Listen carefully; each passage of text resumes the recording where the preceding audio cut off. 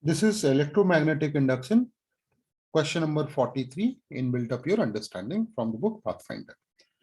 So again, it is a very tough question. So we have to, there's a lot of information given. First, step by step, we have to see. So there are two straight parallel diametrically opposite thin grooves. So this is the cylinder, right? Focus here, and these are two grooves. You can see these two dotted lines. They are cut on an insulating cylinder. Cylinder is insulating and parallel to the axis. So this is the axis of cylinder. These two grooves are parallel to the axis. Metal of density, metal means conductor of density same as that of a material is of the cylinder is filled in the groove. So same density means why they are keeping same density, so that mass does not change. It does not become non-homogeneous, right? It remains homogeneous, uniform. In the groove, making two parallel conducting rods. So here you have filled metal such that these two, see where I'm pointing, these two becomes conducting rods. The end of these rods are joined by the light wire to make a coil. So these two ends, see here, are connected by a wire, light wire, so that it becomes a coil. Now mechanically, this is a uniform cylinder of radius r and length L, we can see, and mass m. Electrically, it is a coil of length L. See, there is a coil of length L, width 2r, width 2r, and distance r. Distance is also given. Now this assembly is released on a slope of uniform inclination theta in the vertical magnetic field V. So V is downward. If the cylinder rolls down the slope without slipping, it acquires a constant velocity soon after it is released. Then we have to neglect inductance and capacitance and find the expression of this constant velocity. So let us see, how do we start? So this is the diagram. Now I have drawn the diagram from this view, right? So when you see from here, then you see only disk. So that is that disk. So let us understand carefully what is what here. This now line, this coil you will see as a line only. So this is a line, fine. And then now velocity is like this, omega is this way. And it is moving with, after acquiring constant velocity, net force and net torque will be zero. Let us first understand the diagram. Friction is acting this way, and mg sine theta will be parallel to the incline. I have not marked mg sine theta because otherwise there will be too many things in this diagram. It will be difficult to understand. So first equation is simple, mg sine theta equal to f, right? Because no acceleration. After that, this is coil.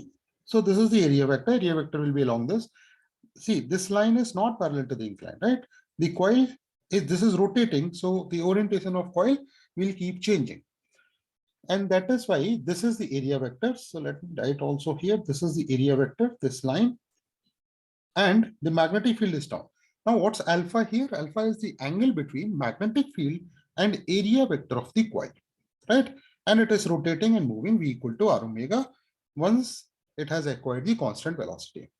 So net force, once you have understood this diagram, after that we start writing the equation. Net force equation is simple. Net torque will be torque of friction. See about center of mass, friction is providing torque, how much? F into R. So F into, this is not perpendicular, right? So perpendicular will be like this, that even the perpendicular distance also I have not shown. Otherwise there will be too many things in the diagram. So torque of friction, F into R, right? That's simple. You know how to do it. And then MB, this is torque of magnetic field is what? M cross B, right? So MB is sine alpha, because the area vector and this magnetic field angle is alpha. Right now the angle is 180 minus alpha, but I've written sine alpha because sine 180 minus alpha is sine alpha anyway. And alpha is omega t, right? Alpha is not constant, it's changing. Now what do we have to calculate here? M, right? What is M? How do we calculate magnetic moment? Magnetic moment we know is NIA. Number of turns is 1. I is I also we need to calculate. Area of that is, this is, see here, this is 2R and L. So area is L2R. Okay. Now the main thing is to calculate I.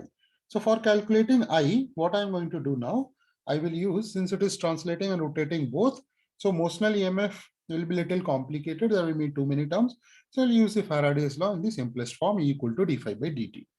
So E equal to minus d phi by dt. Let us see what is phi. See, this is the coil, this is area vector. Angle between magnetic field and area vector is alpha. So B, right, area is L2R and B dot A. Flux is B dot A. D phi by dt I have taken mod because we want to know the magnitude of current. So d phi by dt is equal to then what? This remains as it is. Alpha is omega t, remember? So omega sine omega t. This is d phi by dt. Current will be E by R. So current is this. Now after that, it's time to substitute everything here in these two equations. So F into R from equation 2. And now see here. M, what is M? M is this. So I, this is I, this is I, see. Then after that, this is L, it's actually capital L. I have written here small l, let me correct that. So this is the capital L given. So here then, this is I, right? And L into 2R. This is what? This is M. You know, you have to understand very carefully. This is M. After that, magnetic field B, and then sine alpha omega t. So you see there are two sine omega t terms here, and one R cancels, and you have omega R. So what I have done now, next step, omega R I have calculated, right? So this will be, and F is equal to mg sine theta we have used from here. So this is what you get. V R omega is equal to mg sine theta R divided by 4 b square L square sine square omega t. So this would be the answer. Now, since in the book answer is given, they have used average value of this. So what I was thinking that maybe here they have used this information that it acquires a constant velocity soon after it has been released. So since this is given in the question, so if this is given, then we can assume that omega is very large. So time period is very small, right? So it's like AC circuit, AC supply. If omega is 50 hertz, F is 50 hertz, you don't realize that and you feel that it is the constant voltage or constant current.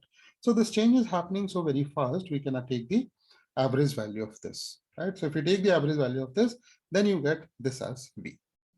Fine. So this is possible. This is practically it is possible if omega is very large and time period is very small, if it is moving very fast, right? So this you can assume that in one time period, you can use the average value of sine square omega t, which is half.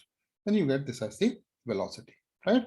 So that's it. That was my analysis. If you have liked this analysis, please hit like button to this video and please subscribe to this channel also. Thank you very much. I will come back with another video. Thanks a lot. All the best.